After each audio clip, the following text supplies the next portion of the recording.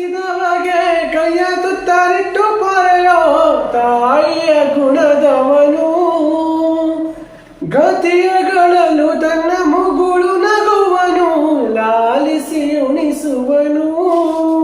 ನೀತಿ ಬೋಧಿಸಿದ ಆ ಕೃಷ್ಣ ಇವನೇನವ್ವ, ಬಲ ಭೀಮನಿಗೂ ಬೆವರಿಳಿಸಿ ತೊಳೆ ತಟ್ಟುವ, ಹೆತ್ತವರ ರೀತಿ ಕನ್ಯಾದಾನ, ಕುಂತಲ್ಲಿಯೇ ಇವಗೆ ಸಿಂಹಾಸನ, ದಿಗ್ಗನೆದ್ದ ಬಜರಂಗಿ